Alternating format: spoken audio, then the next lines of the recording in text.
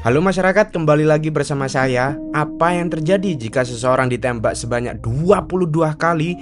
Jangankan 22 kali, satu kali aja pasti udah mati. Itulah sedikit penggalan cerita dari film yang berjudul 22 Bullets tahun 2010.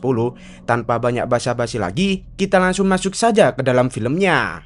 Berlatar di kota Marseille di Prancis, kisah akan berfokus pada seorang pria tua bernama Charlie Mattei, seorang mantan mafia yang paling dan masih ditakuti di kotanya. Saat ini dia tengah berjalan-jalan bersama anaknya yang paling kecil. Karena si bungsu ingin menonton pertunjukan, Charlie pun menurunkan dan memintanya untuk tunggu dulu di sana, sementara dirinya akan pergi ke basement untuk memarkirkan mobilnya.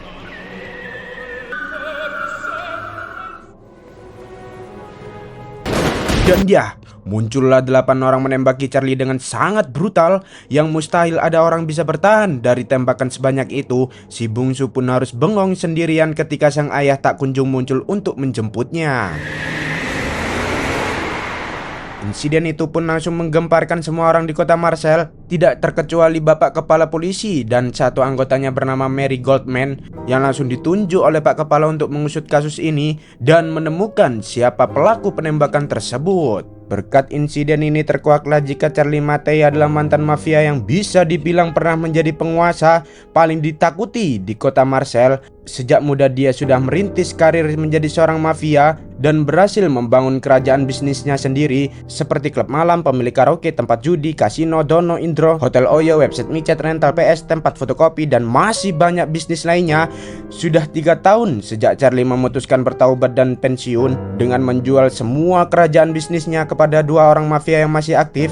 Ada Zakia dan Aurelio. Mereka berdua sudah dianggap seperti saudara sendiri bagi Charlie, yang hal itu pula lah alasan kenapa Charlie mempercayakan kerjaannya ini kepada mereka berdua.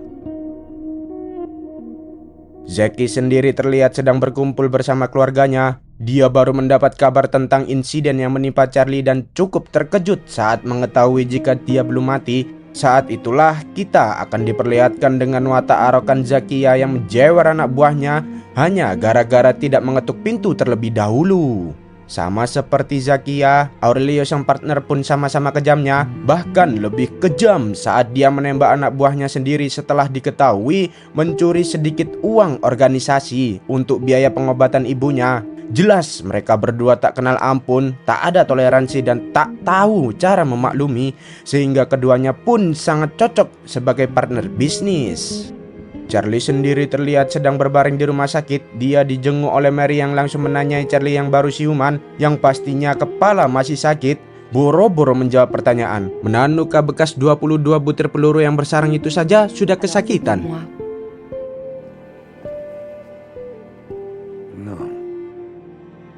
Singkat cerita, malam pun tiba.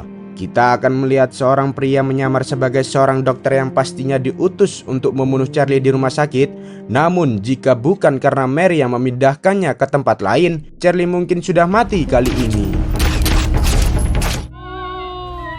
Il va mieux. Va mieux, mais je suis fou.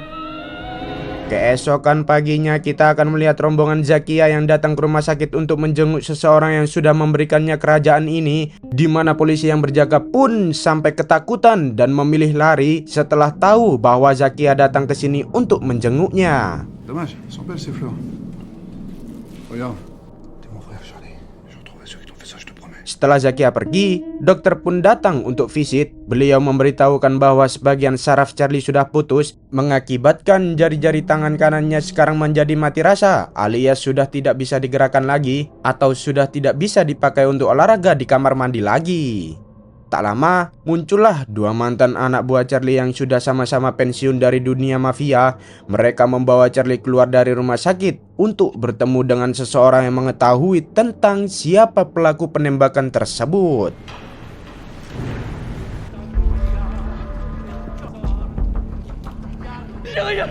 Dia bernama, kita panggil saja Samsul, bawaan si Zakia, yang menceritakan tentang semua fakta yang sebenarnya terjadi, bahwa Zakia berencana mengembangkan bisnis baru, yakni jualan obat-obatan narkoba tepat di kota ini, yang pastinya Charlie akan sangat marah apabila mengetahui jika kota tempat tinggalnya tercemar oleh barang haram tersebut karena Zakia terlalu takut. Bahkan Samsul sendiri teramat sangat takut sampai terkencing-kencing di celana. Maka Zakia memilih untuk membunuh Charlie dengan mengirimkan 8 anak buahnya untuk mengeksekusinya di tempat parkir.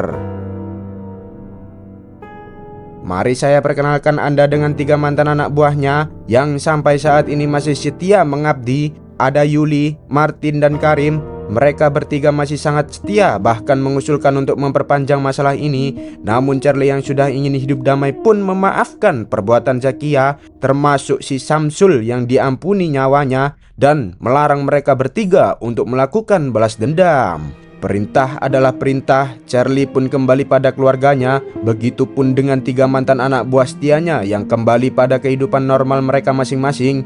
Yang di sini kita akan berfokus dahulu pada salah satu anak buah Charlie, yaitu Karim, yang kebetulan adalah berlatar belakang keluarga muslim. Dia dan keluarga terlihat hidup bahagia dan damai dengan kesederhanaannya, sampai muncullah anak buah Zakia yang menculik dan membawanya ke suatu tempat. Tidak bersyukur, itulah kata yang pantas untuk si Samsul yang sudah untung nyawanya diampuni, sekarang malah menjadi dalang di balik penculikan ini. Namun karena Samsul terlalu banyak bicara, dia langsung ditembak oleh salah satu anak buahnya Zakia yang paling beringas, yaitu si Pascal. Dia meminta sebilah pisau dan memotong tubuh Karim untuk diberikan kepada anjing-anjing yang kelaparan. Sungguh betapa sakit hatinya Charlie saat harus menyaksikan keluarga Karim menangis melihat tubuhnya dimakamkan di kuburan, tepat saat Pascal dan beberapa anak buah Zakia yang lain sedang berpesta merayakan ulang tahun salah satu rekan mereka.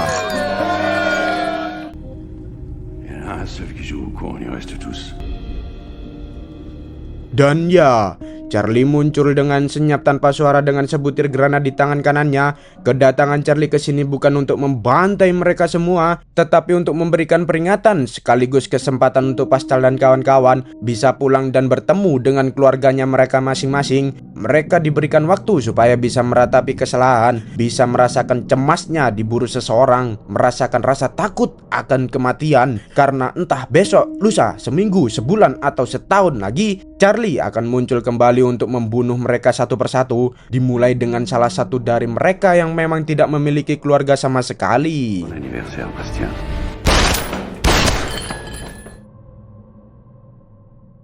Keluarga Charlie sendiri sudah dipindahkan ke tempat aman bersama dengan Yuli yang akan menjadi pengawalnya. Sementara Charlie terus melanjutkan pemburuan dengan membunuh si gondrong tepat saat dirinya sedang ziarah ke makam putranya, dan dengan sukarela menyerahkan diri untuk mati setelah menjadi fakta bahwa tidak pernah ada satu orang pun yang lolos dari seorang Charlie Mattei.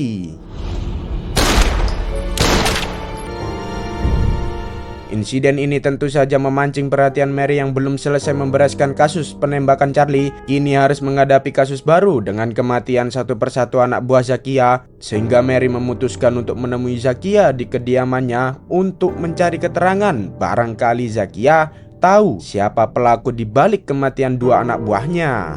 Meski Zakia tahu bahwa Charlie lah pelakunya, dia mengaku tidak memiliki informasi apapun untuk diberikan, karena apabila dia mengatakan yang sebenarnya, tentulah Mary dan kepolisian akan menyelidiki lebih jauh yang justru akan kembali mengarahkan pada dirinya, sehingga satu-satunya cara untuk semua ini adalah dengan membunuh Charlie yang memang dari awal sudah seharusnya mati. Zakia pun menugaskan satu anak buahnya untuk mengacak-acak rumah Charlie untuk memancing tempat persembunyiannya. Yang benar saja, Martin pun langsung pergi menemui Charlie saat mengetahui jika rumahnya sudah diacak-acak, tanpa sadar jika dirinya sedang diikuti oleh pasukan Zakia, sehingga apa mau dikata, mereka pun langsung menyerang tempat persembunyiannya. Sementara Charlie sibuk menghadapi pasukan Zakia, Martin sendiri disuruh untuk kabur tetapi keburu ketahuan. Charlie sendiri memutuskan untuk naik motor dan kabur dari tempat ini.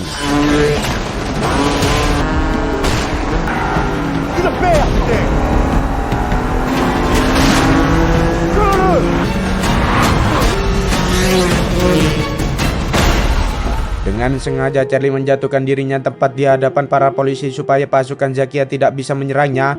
Sementara untuk Martin, dia harus dibayar langsung oleh Zakia, mengatakan agar lain kali katakan apapun yang diketahuinya. Sehingga akhirnya diketahui bahwa Martin, satu dari 3 anak buah setia Charlie, lebih memihak kepada Zakia dan ada keterlibatan dalam aksi penembakan di adegan awal tadi. Kembali ke Charlie yang dibawa ke kantor polisi untuk diperiksa langsung oleh Mary. Disitulah Mary memberikan informasi tentang sesuatu yang dia temukan di TKP, bahwa dari 22 peluru yang bersarang di tubuhnya, ada 6 tembakan yang sengaja diarahkan meleset. Sehingga dari 8 pelaku penembakan, ada salah satu pelaku yang sepertinya tidak sungguh-sungguh berniat untuk membunuh Charlie. Beberapa waktu berlalu, tepat saat pernikahan si tampan alias salah satu anak buah Zakia yang sudah dianggap sebagai anak sendiri, Charlie mendatangi si kacamata alias satu dari 8 pelaku penembakannya. Si kacamata adalah orang yang ditunjuk sebagai admin yang memiliki semua data keuangan dan bisnis Zakia, di mana Charlie memintanya untuk memindahkan seluruh data tersebut ke dalam sebuah flash disk sebelum Charlie akhirnya membunuhnya juga. Aurelio, il sait rien de tout ça. Il pourra plus rien contre toi. Avec ça, Zach, il va te manger dans la main. S'il te plaît, je te demande pardon, Charlie. Je te pardonne pour ce que tu m'as fait, Franck. Je te demande pardon. Mais pour ce que tes chiens ont fait à Karim, j'y arrive pas. Mengetahui adminnya mati, Zakia tentu saja marah besar dan merancang sebuah rencana kejam untuk memfitnah Charlie, yaitu dengan cara membunuh 2 anak buahnya sendiri, yakni si ajudan yang bersama dengan ibunya di taman dan si tampan yang akan melakukan malam pertama dengan menembak mereka berdua menggunakan pistol yang ada sidik jarinya si Charlie. Otomatis Charlie pun menjadi buronan polisi. Bapak kepala polisi menugaskan Mary untuk segera menangkap Charlie. Namun Mary yang cerdas sudah bisa menebak jika semua ini adalah jebakan yang dibuat oleh seseorang. Namun dia masih belum mengetahui siapa dalang di balik rentetan kejadian ini. Karena Charlie menghilang entah kemana, Mary pun mencoba melacak nomor yang sering dihubungi Charlie, yakni nomor telepon keluarganya yang masih bersembunyi di sebuah tempat. Percakapan itu berhasil disadap oleh Zakia ketika Mary berkunjung di kediaman Zakia, sehingga pasukan Zakia langsung meluncur ke lokasi keluarga Charlie untuk menculik kedua anaknya.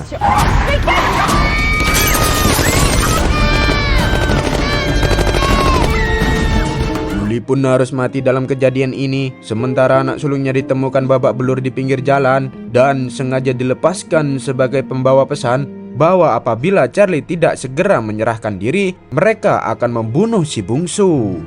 Mendengar anak-anaknya dilipatkan dalam masalah ini tentu membuat hati Charlie menjadi bergejolak. Satu-satunya orang yang bisa dimintai bantuan hanyalah Mary seorang. Charlie meminta Mary untuk memberikan tentang kabar keberhasilan polisi yang telah menangkap dirinya, supaya ketika Zakia lengah, dia punya waktu untuk menyelamatkan si bungsu ini. Dan ya, Zakia pun menganggap jika berita itu adalah benar, tidak terkecuali si bapak kepala polisi yang juga ikut mempertanyakan apa maksud melakukan hal ini. Namun bukannya melepaskan si bungsu, Zakia justru malah menyuruh anak buahnya untuk membunuh si bungsu yang seorang anak kecil yang tak berdosa, sekaligus membantai partnernya sendiri yaitu Aurelio karena sifat serakahnya ingin menguasai kota Marseille sendirian. Tepat saat Charlie mengendarai motor, Pascal terlihat sudah sampai di tempat dan menyuruh anak buahnya yang bernama Ikui untuk membunuh si bungsu. Namun Ikui tampaknya jauh lebih baik dan jauh lebih manusiawi dibandingkan si Pascal ketika dia memilih untuk menyelamatkan si bungsu dengan melawan perintahnya, sehingga Ikui harus tewas di tangan si Pascal.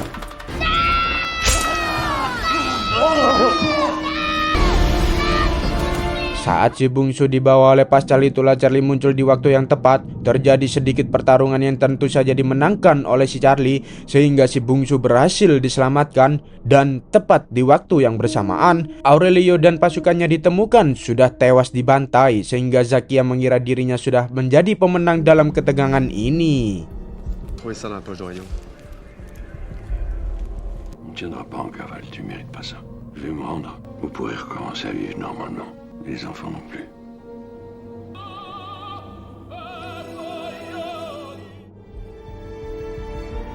Il m'a beaucoup aidé. C'est pas seulement un saint guérisseur. Sungguh Zakia tak menduga jika Charlie akan mendatanginya tepat di rumahnya sendiri. Dia sama sekali tidak melakukan pembelaan dan justru dengan terang-terangan jujur jikalau dirinya memang takut terhadap Charlie.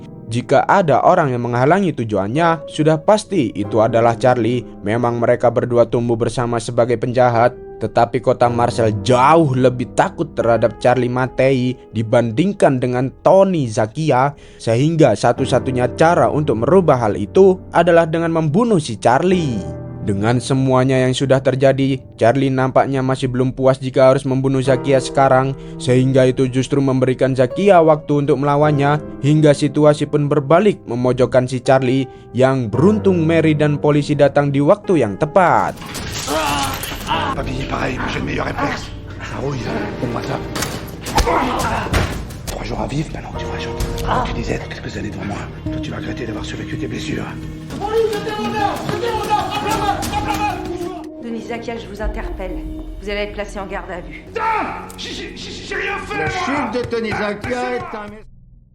Keberhasilan Mary mengungkap kasus ini pun cukup membuat si bapak kepala polisi merasa sangat senang. Dia rupanya tidak jauh berbeda dengan Zakia yang memiliki sifat serakah, ingin membuat dirinya merasa hebat di depan bapak Perdana Menteri dengan meminta Mary untuk berpura-pura seolah bapak kepolisilah yang menangani kasus ini, sehingga Mary memberikan 1 kali tamparan sebagai bentuk self reward atas semua yang sudah dilakukannya.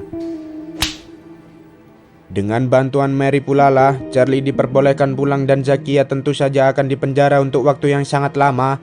Saat akan pulang, Martin pun menjemputnya dengan membawa pesanan Charlie sebelumnya, yaitu sepucuk pistol. Charlie meminta Martin untuk jangan dulu pulang ke rumah, tetapi mampir dulu ke sebuah tempat untuk napak tilas terlebih dahulu. Tempat itu adalah TKP penembakan ketika dia dihianati oleh semua orang, di mana Charlie akhirnya menyadari jika orang yang ke-8 itu adalah Martin, anak buahnya yang sudah dianggap keluarganya sendiri. Martin mengakui jika dirinya sama sekali tidak tahu jika target yang Zakia maksud adalah si Charlie, dan itu jugalah yang menjadi alasan kenapa Martin sengaja mengarahkan senjatanya supaya meleset, karena pada dasarnya Martin memang tidak ada maksud untuk membunuh si Charlie.